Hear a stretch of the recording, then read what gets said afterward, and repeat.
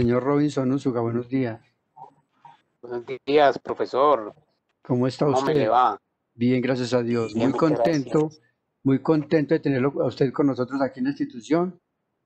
Tenemos aquí en este momento varias personas entre docentes, directivos, estudiantes y bibliotecólogos. Tenemos aquí también invitados también que nos quiere acompañar para que usted con su benemérita presencia, pues comparta con nosotros un poquitico sus inquietudes y su diario vivir. Y quiero mostrarle un poquitico como el cronograma que tenemos para hoy y a partir de ahí pues vamos a irlo desarrollando en la medida que pues, se vayan dando las cosas. Eh, Primero que Muchas todo, gracias, profesor. bien, un saludo de bienvenida. Señora Asamblea Departamental, le da a usted la bienvenida y quisiera compartir con ustedes el placer y con usted también el placer que me da saber que vamos a estar en este momentico con usted compartiendo pues un poco de historia, literatura, su libro, su experiencia como periodista. Tengo entendido que también comparte con ciertas comunidades su conocimiento. Entonces, pues es esto. Primero, vamos a darle paso al rector que lo va a saludar. Muchas gracias, profesor. Buenos Don Juan. días, eh, Buenos días, rector. buenos días, Robinson Uruga. Lo felicito por la labor que usted está desempeñando. Yo siempre he dicho algo, que uno es de admirar a los periodistas y con toda razón es el de los poderes, no sé si el quinto o séptimo poder que tiene la sociedad. Y es complicado. Yo en este momento escuchaba a este Reinaldo Spitaleta que decía de que escribir no es fácil. Escribir no es una cosa que se sentó uno y empezó, no, y necesita uno cierta preparación y ciertas Voy a pasar habilidades. porque ¿Sí me sí, voy escuchan? a pasar. Sí, Sí, señor. Ciertas habilidades para que uno poder transmitir lo que uno siente y lo que uno expresa. Y es tanto que la opinión del periodista influye tanto en los lectores, pues en su público, que muchas veces hasta puede cambiar conductas de comportamiento. Por eso sí, pues, de la importancia de la profesión de ustedes. Yo siempre los he admirado, porque ustedes son el pilar de que pueden tranquilamente orientar, no digamos que una forma sucinta, que la sociedad marche en cierto momento como tratando de que la sociedad salga adelante. Yo en ese sentido, pues lo felicito mucho. Decía ahora el compañero César de que ya fue nombrado premio Nobel. Ojalá pues que quita que usted más adelante y uno pues nunca pierde las esperanzas que usted pronto sea otro novelista más de Colombia. Entonces te doy los agradecimientos por parte de todos mis compañeros de la Asamblea Departamental. Nos sentimos muy contentos de tu presencia y esperemos disfrutar tus experiencias y tu sapiencia en este sentido. Te doy la bienvenida al colegio. Muy bien, muchas muchas gracias, don gracias, Juan. don Juan Carlos. Creo que yo como periodista ingresé al periodismo fue por mi admiración a García Márquez, que muchos de pronto desde afuera, desde una mirada desapasionada, pueden pensar que García Márquez es un cliché porque se habla demasiado de él, pero conociendo un poco su obra y su trayectoria, me sorprende a mí que un escritor tan importante en la historia universal de la literatura sea colombiano, sea en nuestra región, y creo que él es un referente junto a Fernando Botero, un referente de que si es en este país, pues lo que necesitamos es creer en nosotros mismos, en su talento humano, porque aquí pueden salir genios extraordinarios como en otros países que se han destacado pues por su talento humano, como Estados Unidos o Alemania o Japón. Pero una vez estoy en el periodismo, cada vez valoro más la docencia, porque, porque de hecho tengo una corporación que se llama Lluvia de Orión y allí hacemos desde la comunicación herramientas para la pedagogía. Cada vez me interesa más el tema de la educomunicación, porque si la información no sirve, para educar y para apostarle a la transformación cultural. La comunicación o el periodismo se quedan en el escándalo del momento, se quedan en comunicar lo de hoy. Y como en todo, yo pienso que más que el periodismo en sí mismo, porque el periodismo también es un aparato de dominación, de manipulación, es como los profesionales, o sea, hay periodistas que hacen una labor al servicio social, hay docentes que se toman su trabajo como un compromiso social, más allá de ser un trabajo donde se gana un salario. Entonces, para mí todas las profesiones son importantes y yo le devuelvo a usted esas palabras que me regaló, se las devuelvo a usted. Si hay algo que admiro yo, es la docencia. Y lo único que yo he podido ejercer, además del periodismo, es un poco la docencia y un poco la pedagogía a través de las herramientas que hacemos. Entonces, no, yo le devuelvo, si hay algo que yo creo que necesita este país es más pedagogía, más pedagogía. ¿El audio?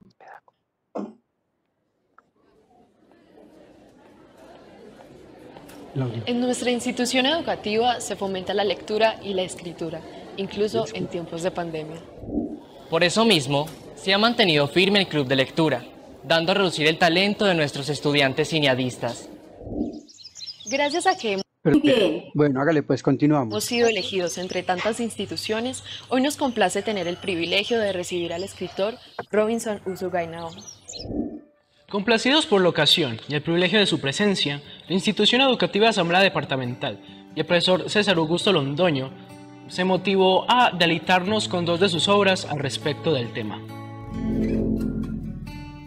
Robinson Usugainao, qué bonita historia has contado, la de tu hermano Julio César, quien sicarios la vida han truncado. Historias de juventudes, rebeldías, pilatunas, necedades. Glorias pasadas, amargamente saboreadas. Recuerdos que, de no ser contados, terminarían borrados. La familia que sufrió unida se sostiene fuerte y nutrida. Tus palabras tan sentidas forjaron lazos de juventud sufrida. Por eso, desde nuestra institución, te agradecemos de corazón que estés con nosotros, pese a tan difícil situación. Bien. Ese era uno de nuestros sencillos homenajes. Pues tenemos... Profe, vi el video, qué bonito mensaje, Sí. o bonitos mensajes se leen allí. Muchas Bueno. gracias. Bueno, y también le tenemos otra sorpresa a Robinson.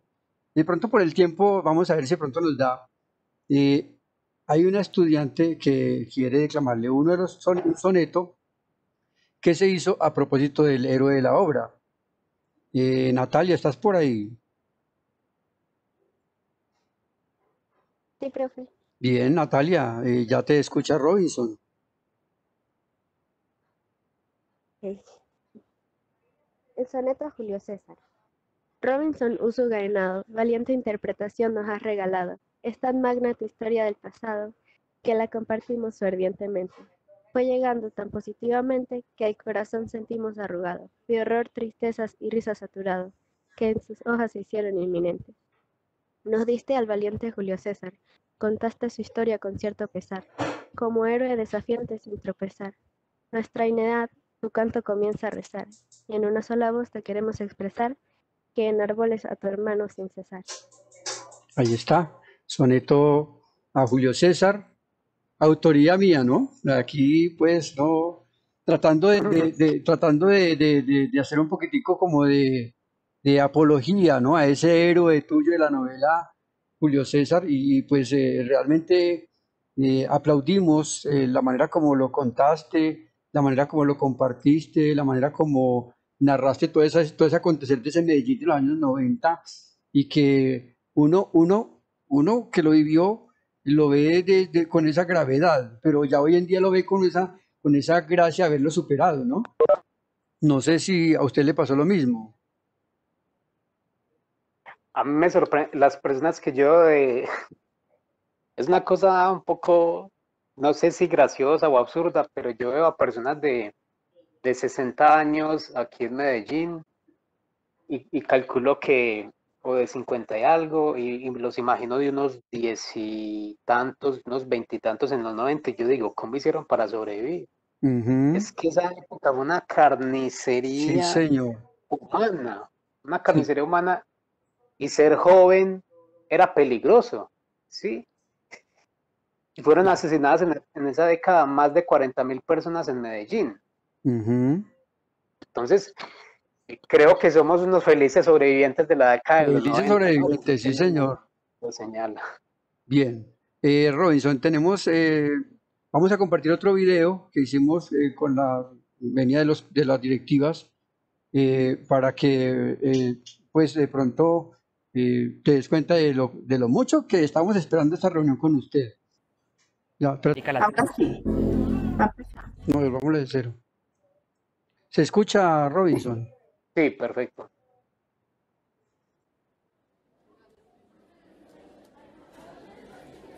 Adopta un autor es un proyecto de los eventos del libro, que se hace desde la Secretaría de Cultura de Medellín en asocio con la Biblioteca Pública Piloto para América Latina. Rector, ¿cómo se siente ante la visita del escritor Robinson Usuga Henao? Buenos días. Hoy nos sentimos muy orgullosos de recibir al escritor y periodista Robinson Usuga, que nos acompaña acá en la institución compartiendo sus experiencias en cuanto a las novelas. Esperamos pues, que nuestros estudiantes aprovechen al máximo su experticia en este campo. Tenemos una comunidad de estudiantes que son ávidos por el conocimiento y la lectura. Entonces nos sentimos orgullosos y espero pues que él aproveche también el ánimo de nuestros estudiantes y se crea ese nicho de amor por la lectura. También aprovecho para darle en agradecimiento esta placa como muestra de agradecimiento a la institución por habernos elegido en cuanto a compartir experiencia en el colegio. Le agradezco su asistencia. Les deseo un feliz día. Muchas gracias. Coordinador William, aparte de saludar al escritor invitado, queremos que le cuente del club de lectura que usted ha jalonado. Buenos días, mi nombre es William Montoya Rendón, coordinador de la jornada de la mañana de la institución Asamblea Departamental. Quiero darle un saludo de bienvenida al señor Robinson Usuga Henao por la labor pues, que ha hecho con los estudiantes de nuestra institución, fomentando la lectura. Nosotros desde el año 2016 creamos el club de lectura, la hora de lectura que la hacíamos semanalmente con cada uno de los chicos. Incluso algunos de ellos estuvieron participando en el concurso de cuento y poesía. Se les publicó algunas de sus obras, las cuales pues, reposan en la biblioteca de la institución. Para nosotros es un gran orgullo de verdad contar con este proyecto y señor Robinson, muchas gracias por apoyarnos. Coordinadora Gladys, ¿qué le diría usted a este gran personaje? Muy buenas tardes, soy Luis Henao Velázquez, coordinadora de la institución Asamblea Departamental, jornada de la tarde. Le doy una calurosa y cordial bienvenida a nuestro gran escritor Robinson Usuga Henao. Para nosotros es un gran placer, un honor y un orgullo tenerlo entre nosotros. A tan gran escritor que se ha destacado y ganando un premio de la Alcaldía de Medellín. Para todos nuestros estudiantes es un gran ejemplo a seguir. Espero que no sea la primera vez que tengamos contacto con usted y que nos pueda ayudar a todos aportando su gran literatura. Dios lo bendiga. Feliz tarde. Coordinador Julio, ¿podría usted regalarnos unas palabras de bienvenida para nuestro invitado? Buenos días, mi nombre es Julio César Rodríguez, coordinador de la sede primaria de la León de Grey, de nuestra hermosa institución Asamblea Departamental. Buenos días, don Robinson Usuga, escritor, bienvenido a nuestra institución. Nuestros estudiantes deben de sentirse orgullosos de su presencia. Esperamos que esta no sea la primera, sino una de tantas visitas que tengan en nuestra institución para seguir compartiendo y nutrirnos y nutrirnos de esos grandes aportes que da a la literatura colombiana. Muchas gracias, Dios me lo bendiga. Bibliotecaria, ¿qué opina de a un hermano bueno hay que vengarle la muerte? Robinson Usuga Henao. En su novela está usted describiendo la situación de muchas familias colombianas. Yo diría que también hace parte de la historia por allá de los años 90, donde hubo tanta tragedia, donde se vivencia todo lo que usted nos está contando en su obra. Una obra que es muy descriptiva, una obra donde usted, con el humor que le colocó, logra atrapar muchísimos lectores. Y esa es la idea, hacer una buena promoción de lectura con estos chicos que la necesitan tanto. Bienvenido a nuestra institución. Docente César Augusto, ¿de dónde surgió la llegada del proyecto Adopta un Autor a nuestra institución educativa?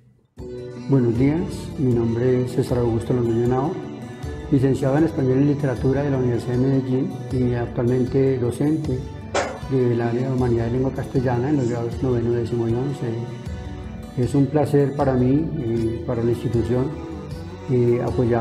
sentirnos apoyados por la entidad Eventos del Libro 2020 junto con la Biblioteca Pública Piloto para este magno evento que del que nos han hecho partícipes con el autor y escritor Robinson Usuga Henao, quien en este momento nos acompaña. Es muy grato para mí, muy placentero, saber que podemos compartir un momento de charla, una conversación, que los estudiantes sepan de él, cómo es su obra, de qué trata su obra y sobre todo esa experiencia vivida de saber que ya tiene en su haber literario la obra editada. Esperamos pues que esta charla sea lo más productiva posible, que nuestros estudiantes salgan muy enriquecidos con este compartir que tenemos el día de hoy. Señor Robinson Usuga Henao, sea usted bienvenido a nuestra institución educativa Asamblea Departamental y esperamos que usted y nosotros saquemos el mayor provecho de esta grandiosa tertulia. Muchas gracias. Buenos días, me presento. Mi nombre es Juan Diego Ruiz, soy el personal de la institución educativa Asamblea Departamental y primero que todo quiero darle un saludo cordial en nombre de todos los estudiantes y agradecerle por habernos tenido en cuenta para este grandioso proyecto. Ante todo esto quiero hacerle una pregunta. ¿Ha tenido usted algún vínculo, comunicación o relación con la institución a la cual le dio el nombre?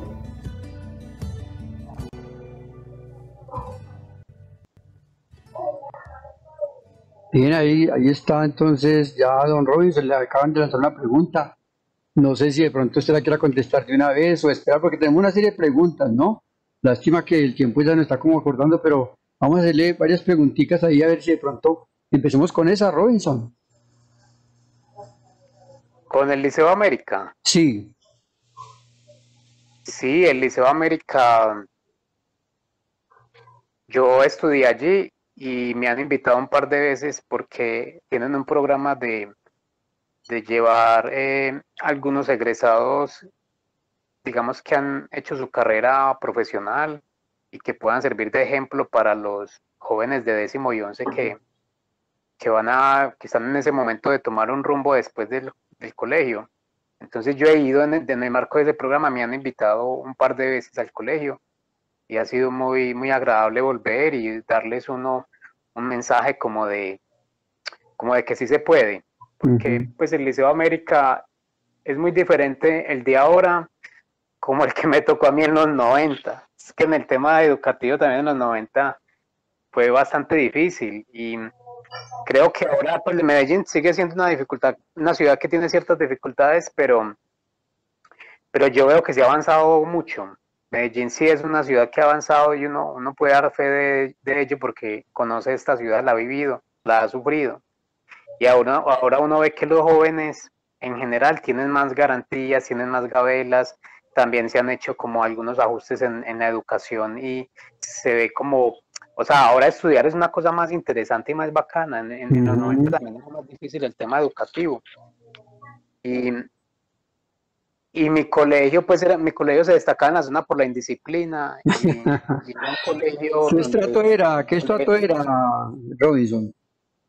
queda en América, pero la mayoría de los estudiantes eran de la Comuna 13, de ahí para arriba. Entonces, o sea, una indisciplina impresionante. Con decirles que yo, por ejemplo, a la Universidad de Antioquia, donde yo pasé a estudiar, yo solamente llegué a distinguir dos estudiantes más de ese liceo, que eran además hermanos.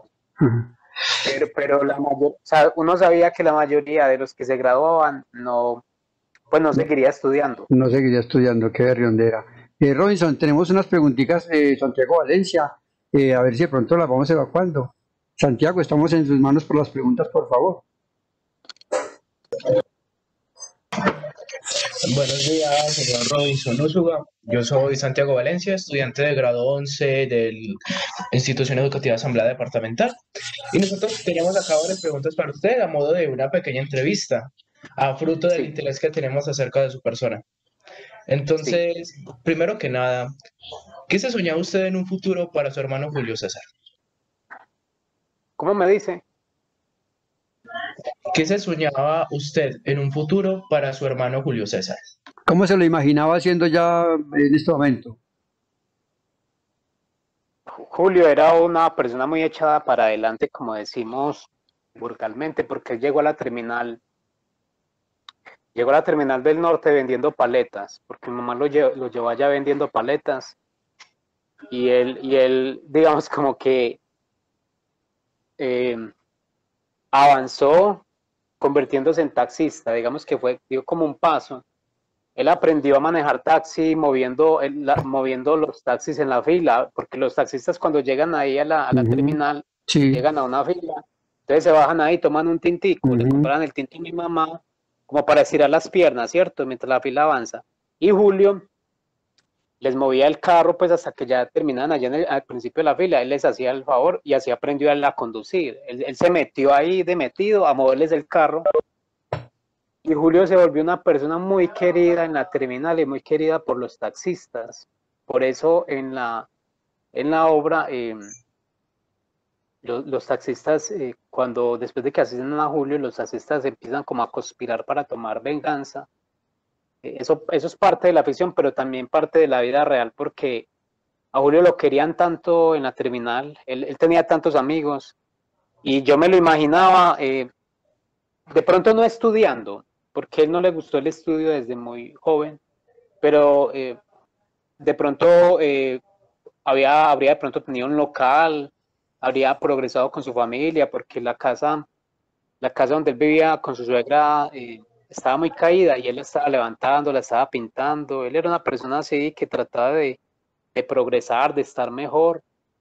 Y yo me lo imagino ahorita con su casa propia, lo imagino ahorita con sus hijos, con su trabajo, muy trabajador, muy divertido. Él siempre lo hacía reír a uno. Yo por eso es que traté de imprimir algo de humor en el libro. Para mí era importante porque Julio, o sea, Julio era eso. Julio era muy gracioso, Julio era muy plaga, muy cansón, era de esos que siempre da de qué hablar. Y el humor, o sea, ver a Julio sin el humor es una cosa imposible. Entonces, si Julio estuviera vivo nos haría reír mucho todo el tiempo. Y por eso es que el libro, ya que él ya no estaba por un acto injusto y criminal, al menos contarle al mundo que Julio existió, que fue mi hermano, y que lo quise mucho, ¿cierto? Y que lo quisimos mucho en la familia. Al menos de dar como ese testimonio de que este man existió y lo quisimos mucho. Santiago, otra pregunta, por favor. Bueno, esta pregunta pasada fue de Charay Rojas Restrepo del grupo 94. Ahora, siguiendo con el hilo, me gustaría seguir con la pregunta del profesor César Augusto Londoño, y dice así: ¿usted en su obra tiene una intención de catarsis o superación de la pérdida de su hermano? Sí, es que en un país con altos niveles de impunidad como Colombia, que es un problema que no supera, es un problema de criminalidad el de los 90, todavía tenemos gran parte de ese problema, pero es mayor el problema de la impunidad, porque cuando ocurren hechos criminales se crean heridas y heridas que son difíciles de sanar, y más cuando no hay justicia. Entonces, aquí ha habido poca justicia, de alguna manera la justicia calmaría un poco como esos dolores y esas angustias y también esos deseos de vengarse por mano propia. Aquí lo que hemos tenido, por ejemplo, en los 90, que es la década de la que estamos hablando, pero que perviven fenómenos hoy en día, es que en la década de los 90 no había nada de justicia y en la ciudad, de alguna manera, estuvimos supeditados a tomar venganza por mano propia.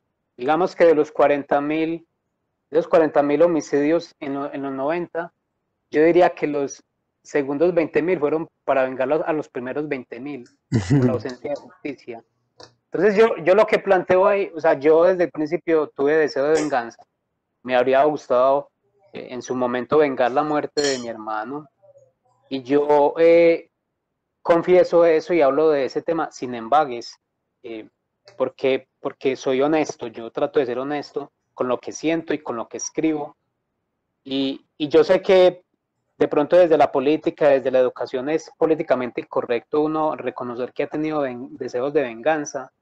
En mi caso, pues yo no me vengué, pero hice una obra y de esa manera, hizo como ustedes lo catarsis. señalan en la pregunta, exacto, calmé como ese vacío o ese dolor, me reconcilié con el pasado y pude dormir más tranquilo. Convertí el deseo de venganza en arte, en literatura, y es lo que nosotros podemos hacer, es lo que deberíamos hacer, o sea, transformar esas emociones negativas en algo artístico, pero también debemos exigirle al país que haya justicia, porque gran parte de lo que a nosotros nos retienen en impuesto vas para sostener una fiscalía y una fuerza pública que finalmente se han convertido como en aparatos políticos que son como para crear puestos políticos, burocracia política, pero poca eficacia. Debemos convertir a veces las emociones fuertes en arte, o sea, debemos encargarnos de eso, pero también debemos encargarnos de exigirles a los políticos y al Estado y a la sociedad que funcione como debe ser.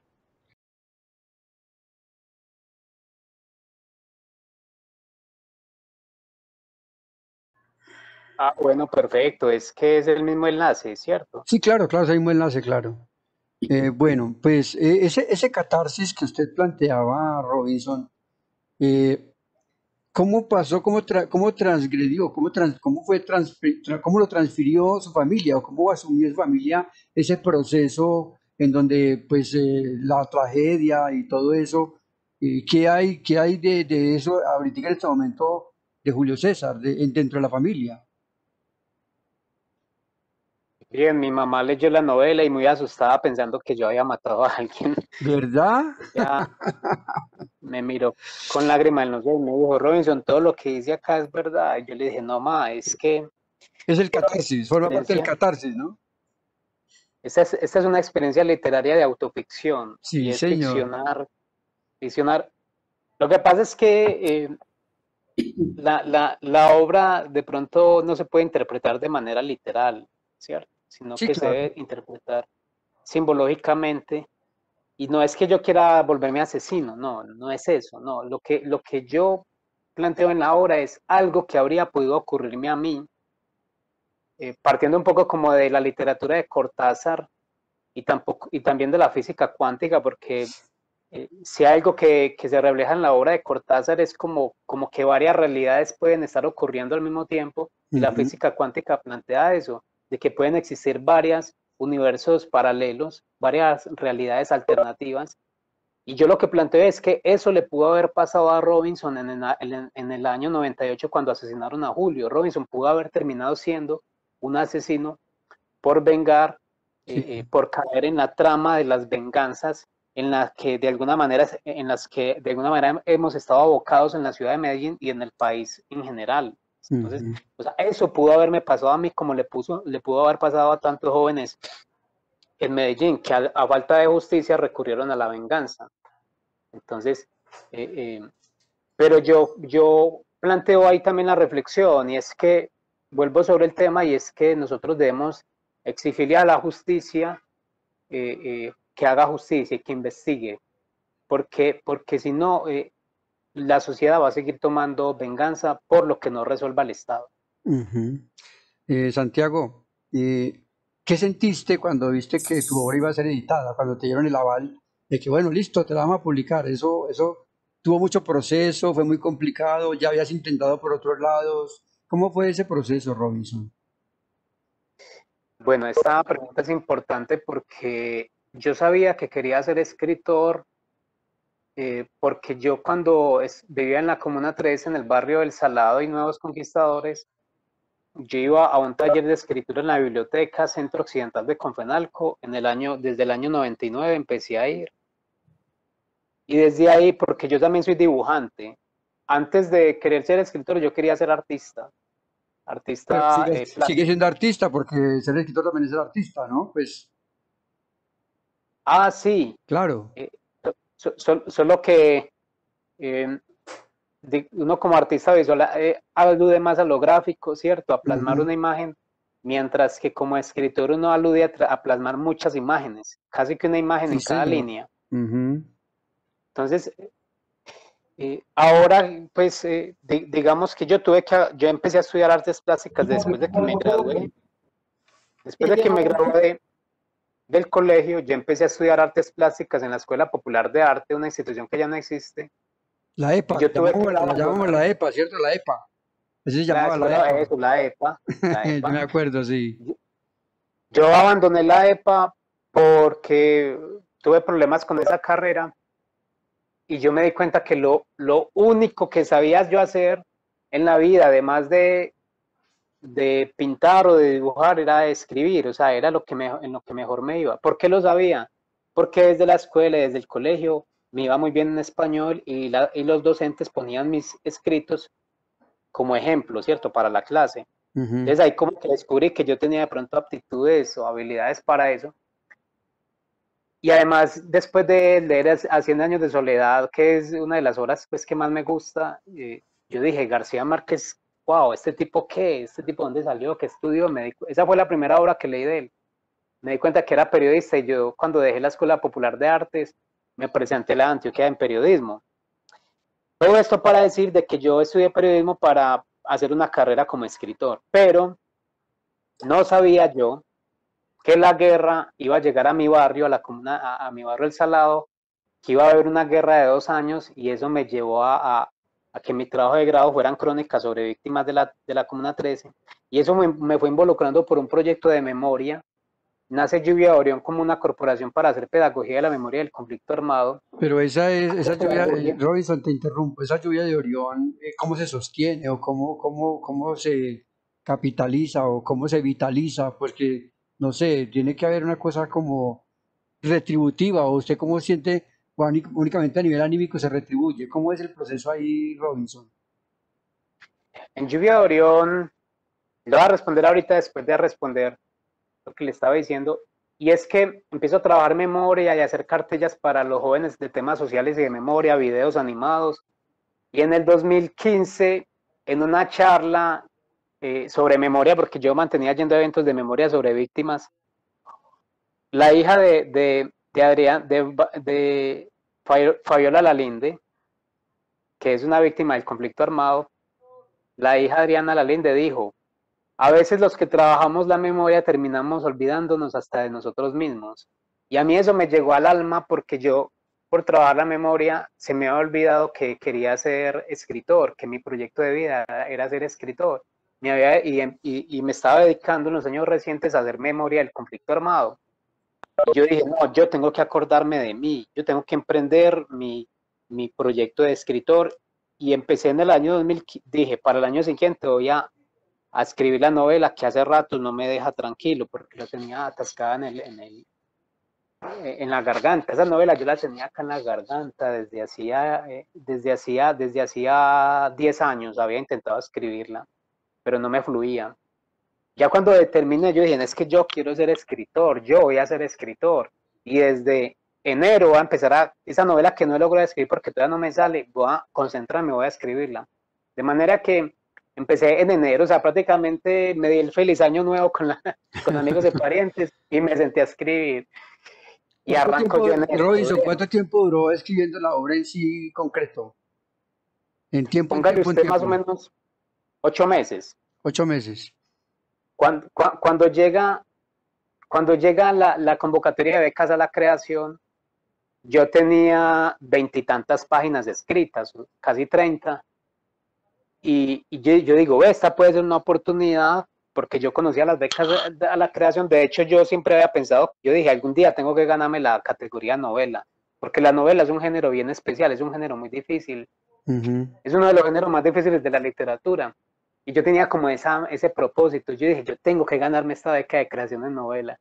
¿Y cómo les parece que la primera vez que me presento a novela, la gané? Pasó de una vez. Pero porque ya tenía esas 20 y tantas y apenas vi el plazo de la convocatoria. ¿Pero usted envió el borrador o usted envió la obra completa, Robinson?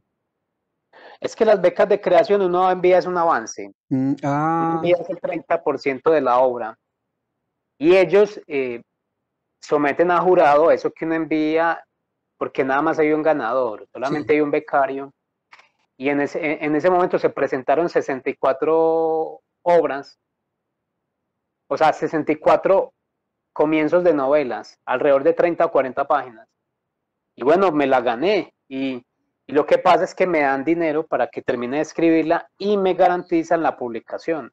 Qué maravilla. Con una editorial que yo escoja. Yo escogí la editorial Planeta, y la obra se publicó con Planeta y se ha distribuido a nivel nacional, en la Librería Nacional, y inicialmente se acabaron también los ejemplares que Planeta tenía para vender, entonces reimprimieron y otra vez ya se volvieron a acabar los ejemplares que había. Entonces ahorita creo que no se consigue la obra, pero digamos que esa novela digamos que me presenta al mundo como un escritor, o como una persona que está buscando hacer una carrera de escritor. Bueno, y las plataformas tampoco está, Santiago. No sé si de pronto plataformas como Amazon y eso. No. No está en este momento subido a la web. Tengo que ya, digamos que ya hablar con Planeta, pues porque ya que cerremos el ciclo de que ellos ya no tienen los derechos para poder empezar a moverlo por otro lado, ¿cierto? Sí, claro. En cuanto a la pregunta que me hizo usted de cómo hacía con Lluvia Orión, en Lluvia Orión nos presentamos a convocatorias y si las ganamos para ejecutar proyectos pequeños, pues ahí trabajamos y hay recursos, y también prestamos el servicio de hacer cartillas y videos. Nos contratan universidades como la Antioquia, la Nacional, y ONGs como la Escuela Nacional Sindical. Ahora la Escuela Nacional Sindical es nuestro mejor cliente. Y digamos que ahí no hay trabajo de tiempo completo, sino que vamos al ritmo de las oportunidades. ¿Será que yo pueda usar un poquitico de su confianza? A ver si nos puede compartir uno de esos videos, Robinson, como para ver el trabajo que se ha realizado. No sé si de pronto tienes posibilidad. La pregunta dice así: si no hubieran asesinado a su hermano, ¿usted aún hubiera escrito una novela con las experiencias vividas?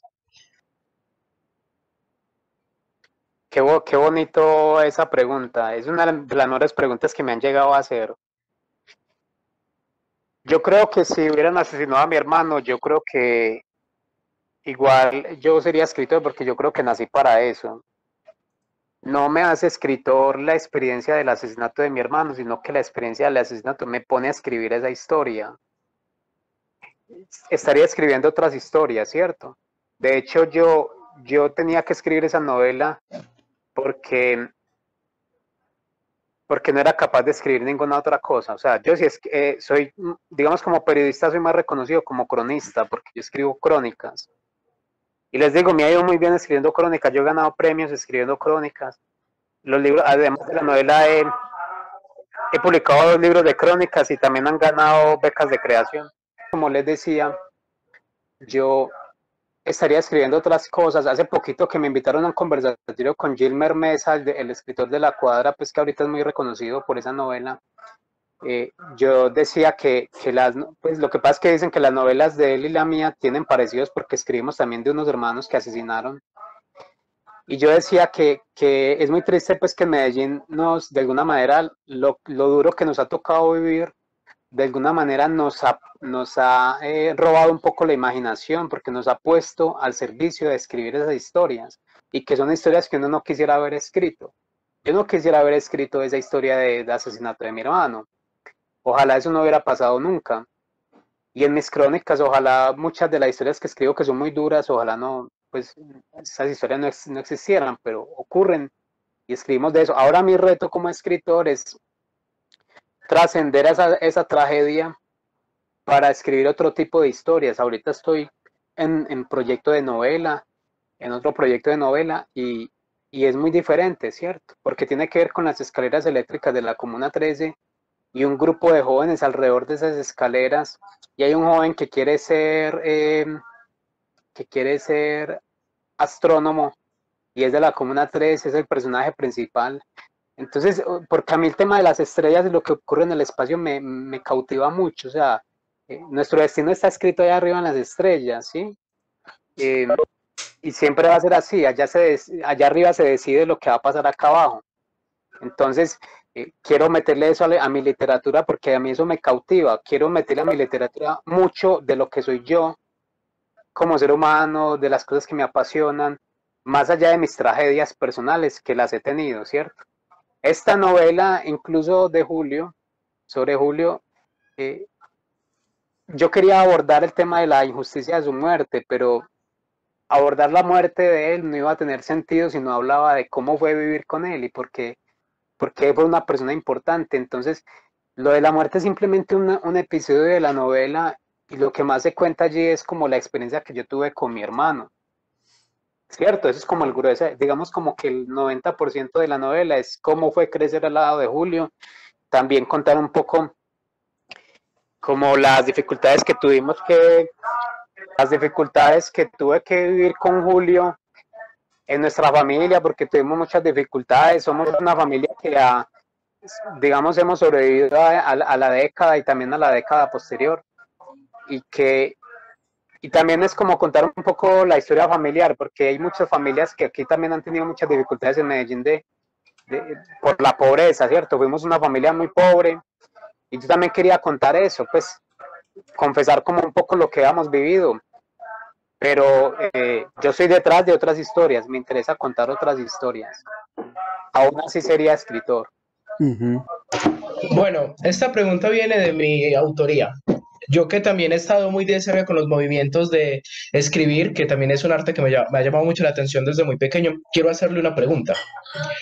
¿Le parece a usted que es más fácil escribir acerca de tristeza o acerca de cosas que le causen felicidad?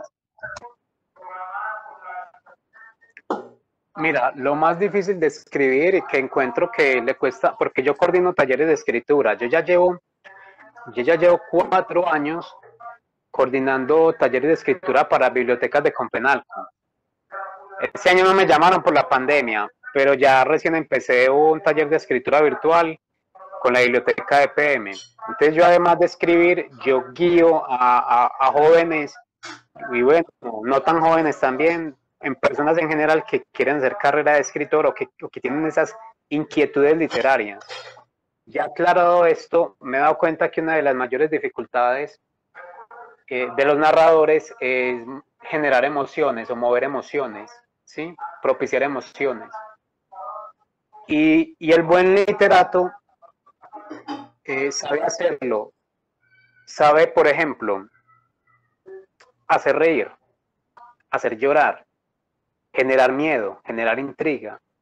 Entonces no es que sea más difícil generar una emoción que otra, porque si tú tratas de causar terror en un relato, pero no lo haces de la manera que el relato lo necesita o que la historia lo necesita, pues, o tratas de generar tristeza, pero tampoco lo logras. De hecho, mira, hay un género que yo he visto, o hay una emoción que yo he visto que les cuesta mucho generar a los que escriben, y es el humor. El humor le cuesta mucho a los que van a los talleres de escritura. Yo he notado, es muy poco el narrador que tiene como esas líneas de humor, como que se va por ese lado. Casi siempre muestran relatos como un poco tratando de generar como fantasía o suspenso, o a veces como encuentra uno es como un suspenso regular hongo, ¿cierto? O mal suspenso, porque hasta el suspenso pues es difícil de generar, no es tan fácil. ¿Tú sabes, Santiago, cómo se genera el suspenso? Profe, pues realmente no creo yo que pueda darle una respuesta satisfactoria, pero de lo que yo puedo decir, para mí el suspenso se genera por medio de darle suficiente información al lector para que empiece a sospechar, pero dejarle suficiente vacío de información para que le cause esa misma intriga por naturalidad, por el mismo vacío de información que se genera. Creo que es jugar con la información que se le propicia al lector, que es como si uno crea ese suspenso o esa intriga. Bueno, tú has aludido a un tema que es para mí es el tema fundamental de la escritura y es mover emociones. Ahí está el kit del asunto. Más allá de poner una coma, más allá de poner bien una tilde o escribir una palabra con buena ortografía, que es importante. Si tu relato no mueve emociones, te digo una cosa, Santiago, haga de cuenta que es una lectura enciclopédica, una lectura como de Wikipedia, que simplemente transmite información, pero no toca, no llega. Entonces, ese es el arte, Santiago. ¿Qué es más fácil? Ambas cosas son difíciles, pero el escritor tiene que resolverlo y tiene que meterse con ese tema. Bueno, continuaré. Aquí hay otra pregunta de Saray Rojas Restrepo, de 94, y dice algo. En ese momento que sus hermanos llegaron con odio y con esos malos hábitos, ¿usted no se llenó también de odio y se contagió de los mismos? Miren, yo soy bien sobreviviente, es muy triste decirlo, pero yo soy un sobreviviente de mi familia, de mis hermanos. Viví tanta violencia intrafamiliar con mis hermanos, que antes no sé cómo estoy completo. Mis hermanos entre ellos se han apuñaleado. Yo tengo una puñalada en la pierna que me pegó una hermana. ¿Por qué? Porque llegó borracha, mi hermana yo le llegó borracha y le iba a pegar a mi mamá. Entonces yo le dije que cómo así, que con mi mamá no se metiera. Entonces, tú estás a meter vos con una puñalada, un cuchillo, y yo retrocediendo por las escaleras para arriba, ella me cortó acá en la rodilla. Entonces, yo soy mal geniadito, a veces soy regañón, huraño. A veces soy una persona difícil, debo reconocerlo. Pero yo creo que podría ser peor,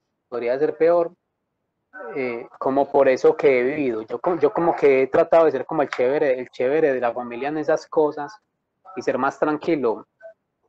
Por ejemplo, entre mis hermanos se han agredido mucho físicamente con sus parejas, o sea, se han sacado sangre. Mis hermanos han tenido eso de pegarle a una mujer en la cara un puño y sacarle sangre, pues a mí eso me parece inaudito. Yo nunca lo he hecho. Yo tengo una pareja, yo llevo con ella 8 años, nunca le he tocado un pelo y a mí me tocó ver todo eso. Entonces, o sea, yo todo el tiempo vi en mis hermanos lo que yo no quería hacer. Entonces, digamos que tengo un poquito del mal genio de mi familia, pero yo no lo llevo a ese extremo de ser una persona violenta. Yo no soy una persona violenta. Y soy una persona que soy conversador, tengo un carácter fuerte en algunas cosas, pero tengo sentido del humor, me gusta chacotear, me gusta molestar, pero soy una persona tratable y yo realmente nunca mataría a nadie. Entonces, y tampoco, por ejemplo, le daría machete a un hermano o a alguien, eso me parece injusto.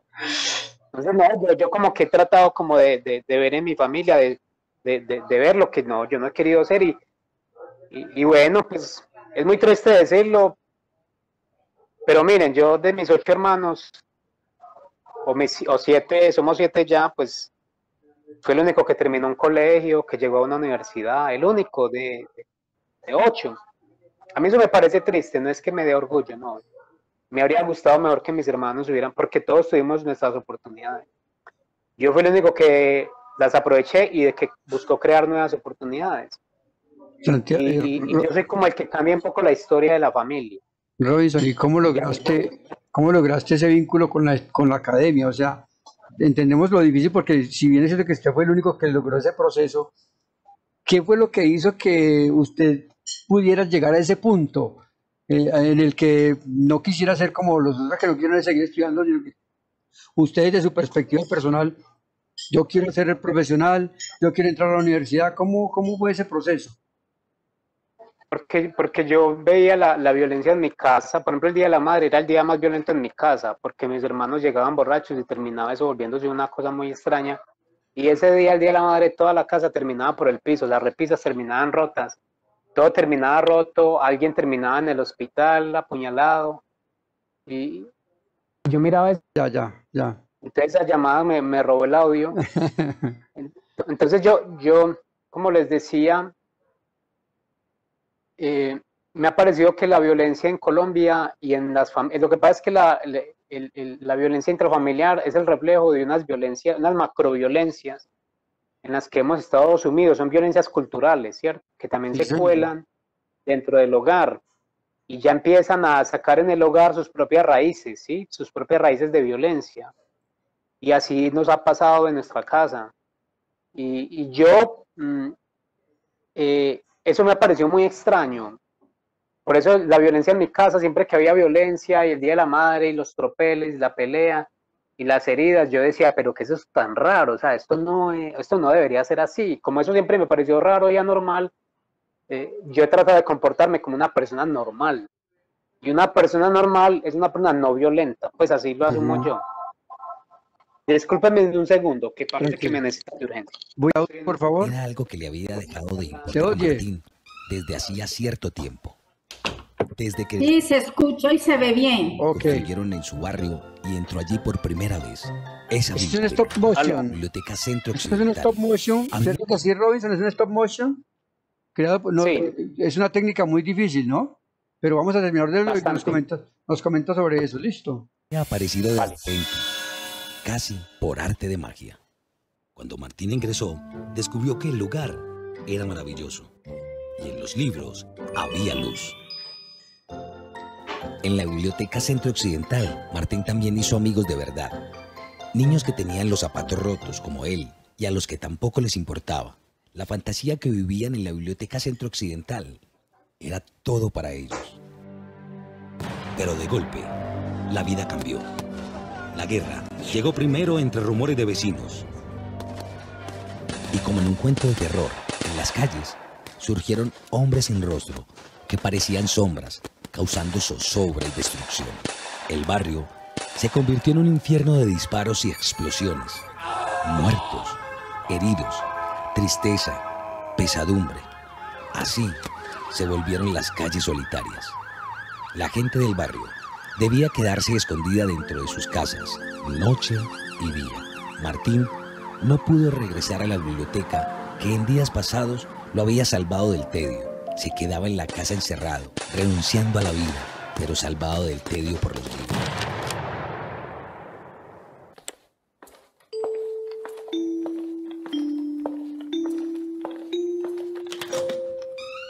Pero justo cuando la comida empezaba a agotarse y el hambre apremiaba, una mañana amaneció silencioso de repente, las calles en una calma relativa. Mamá pudo salir a trabajar y Martín regresó a la Biblioteca Centro Occidental.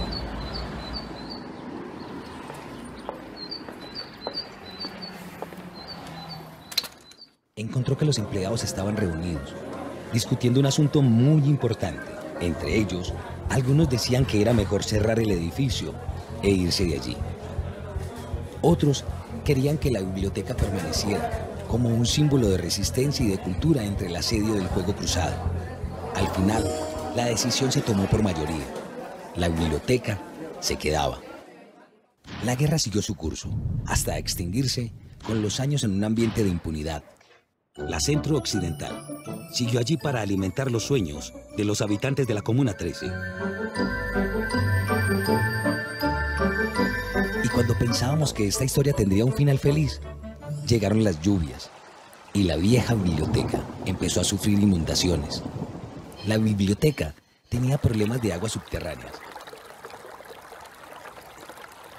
La Biblioteca Centro Occidental finalmente fue clausurada durante un año. Esto generó malestar entre muchas personas de la comunidad, quienes salieron a protestar en la calle, entre ellos Martín. Y gritaron tanto en sus protestas que su grito se escuchó en el municipio de Medellín y la biblioteca fue reparada. Y desde entonces continúa siendo un faro de esperanza en la Comuna 13 de Medellín.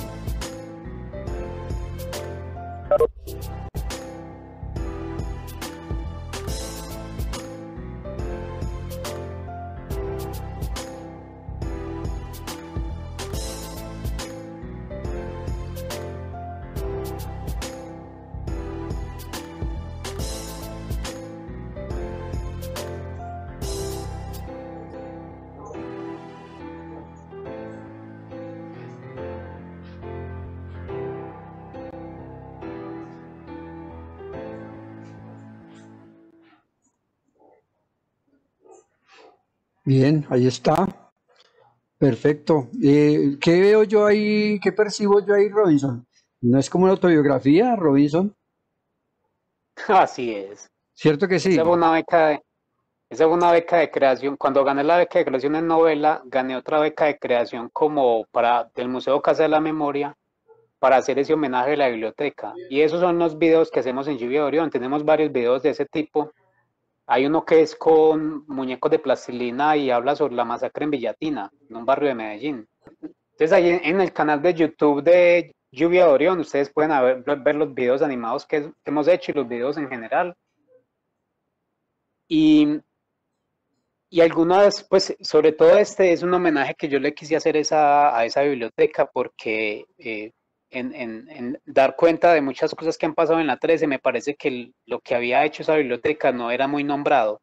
Entonces era como hacer justicia con un lugar que fue tan especial para mí. Robinson, ese video dura 5 minutos más o menos. ¿Cuánto dura hacer el stop motion en un video de 5 minutos? Más o menos, pues eso es muy tedioso, ¿no? No, esto fueron como 3 meses más o menos que se trabajó en ese 3 meses. proyecto, 3 o 4 meses, sí. Pero es que hacer todas las imágenes, montar la imagen, las explosiones, los movimientos, eso es muy complicado, ¿no? Todo, en este caso yo estaba explorando. Me gustaría que mostraras ahorita el de Una noche en Villatina, porque yo lo que estaba haciendo desde que empecé a pensarme a Lluvia de Orión, trabajando en diferentes técnicas de animación con el stop motion, y en esta ocasión quería experimentar. Por ejemplo, los muñecos de plastilina son tridimensionales. En este caso yo quería explorar, era una técnica que son muñecos solamente de 2 dimensiones, ¿cierto? Muñecos recortados de papel, literalmente papel, ¿cierto? Es cartulina. Cartulina de colores, son cartulinas especiales que uno compra en el centro. Estas cartulinas no las venden en papelerías no las venden normales. Pues, en una papelería de un barrio, no. Esto hay que ir a Pingüino, por ahí a unas papelerías del Hueco. Y yo quería explorar cómo es contar la historia, pero con muñecos de cartulina así recortados, ¿sí?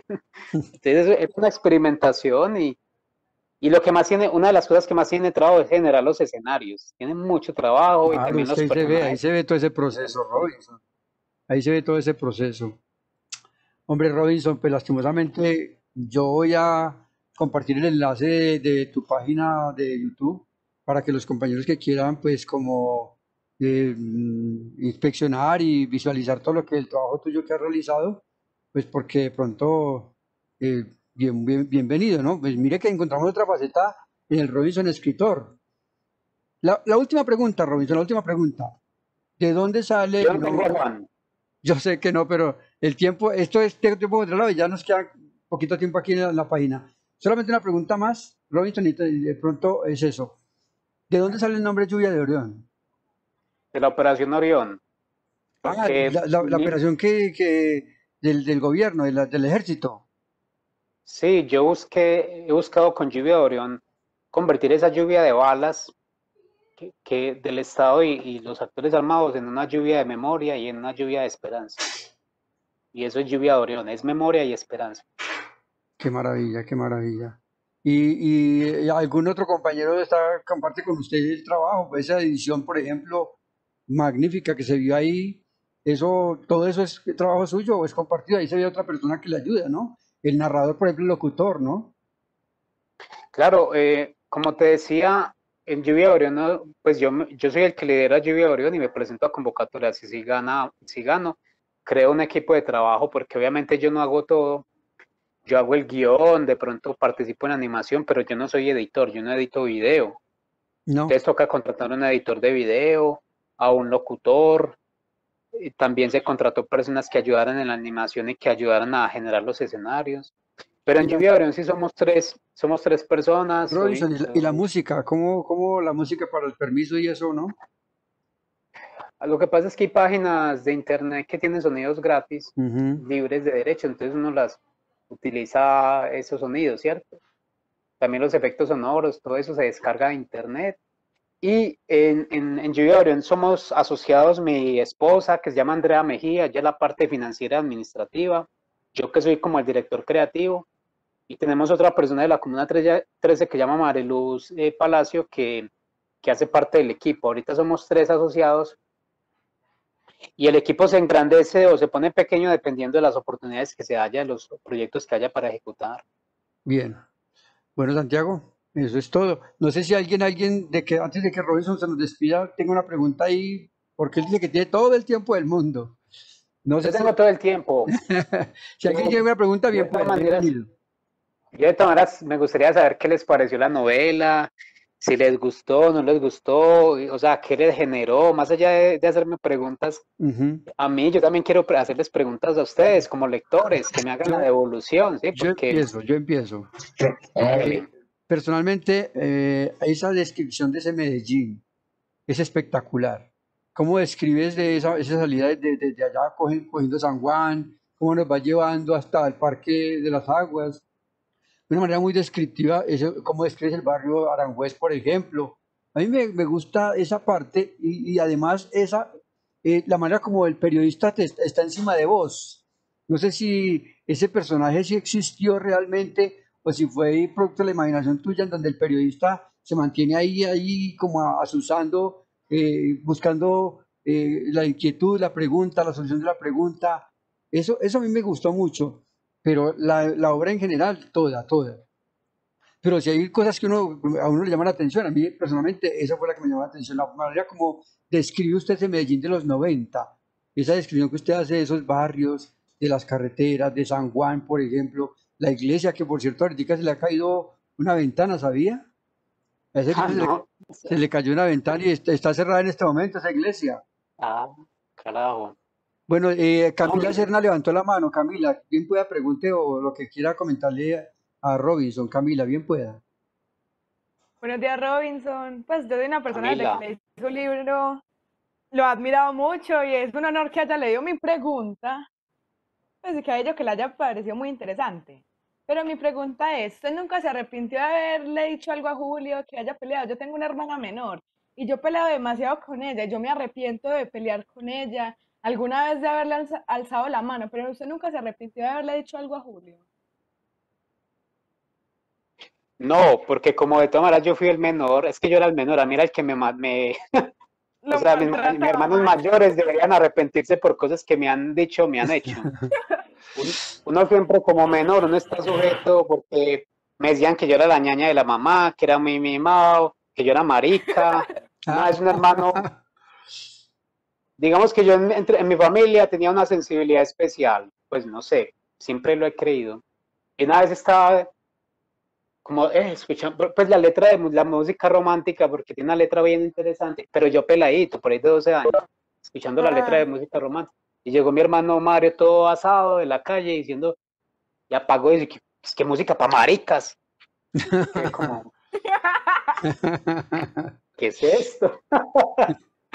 Entonces, o sea, yo, pues mis hermanos, digamos que algo que Julio, yo te cambiaría yo me preguntaría esto, volviendo a lo de César sobre ese personaje del periodista, ese es un monólogo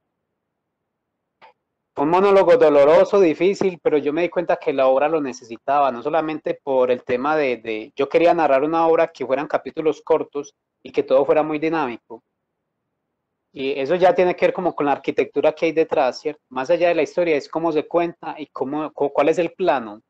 Y el plano es que en eso de que fuera dinámico, a mí siempre me han gustado los cuestionarios y las preguntas, también de mi oficio de periodista, los cuestionarios de pregunta-respuesta, ¿sí? Preguntas cortas, respuestas cortas. Y además de que yo veía que la obra lo necesitaba para que fuera fluida, yo sentía que yo necesitaba hacerme preguntas y respondérmelas. Porque a veces escribir también es tener un diálogo con uno mismo. Y yo necesitaba confrontarme con mi pasado y con mis emociones. Y yo me puse un periodista. ¿Quién es el que confronta? Por lo general es un periodista. ¿Sí? Y yo era periodista. Entonces terminó siendo un monólogo. Y además porque ese periodista le pregunta a Robinson con nombre propio, o sea, es Robinson preguntándose a sí mismo. Es Robinson en un cuarto oscuro con 2 sillas. En un lado está el Robinson de su pasado y en el otro está el Robinson periodista inquisidor, que quiere hacer preguntas difíciles, que quiere meter el dedo en la llaga. Y fue difícil porque es que me las hago y me las respondo. Sí, señor. Por ejemplo, hay una pregunta donde tenía que ver con mi papá. Una de las preguntas más difíciles tenían que ver con mi papá, porque mi papá, pues todos somos hijos de matrimonio, pero mi papá no respondió. Y yo sacar lo que tenía sobre mi padre y sobre mis hermanos, sabiendo que luego de pronto ellos iban a leer la obra, para mí fue sumamente difícil, porque era de pronto generar nuevos motivos de confrontación con ellos. Pero lo hice, pero pues me tocó hacerlo. Y le quedó bien. Santiago Valencia, pregunta, por favor. O lo que tengas que decirle a Robinson. Bueno. Mira, yo me leí el libro alrededor de 3 veces. La primera vez me lo leí lentamente, disfrutándolo. Luego, al darme cuenta que había hacer la entrevista, pues me lo releí de nuevo para sacar ciertas conclusiones acerca del libro y poder manejar esto. Y me di cuenta de que gran parte del libro, usted no nos deja saber dónde está ese muro, esa cuarta pared, donde separa la realidad de la ficción.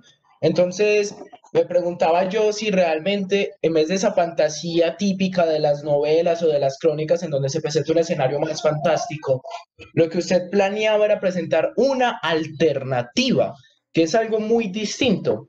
Y bajo esta alternativa, inventar la historia basado en lo que ya se sabe del mundo real y de cómo se sentían que podrían ocurrir las cosas, dependiendo de esa mínima alternativa.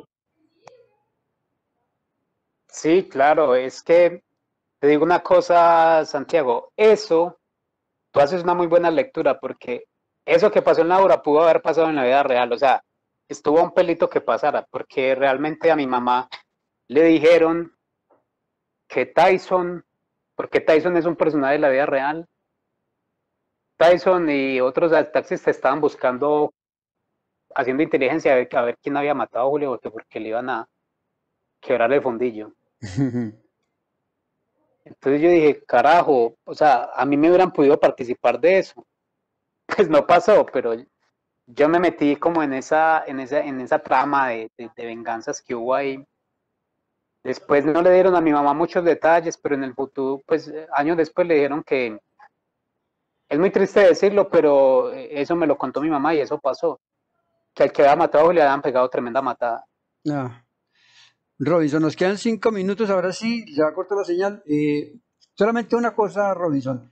Necesitamos la dirección que nos contactes con tu dirección para enviarle la placa, ¿no?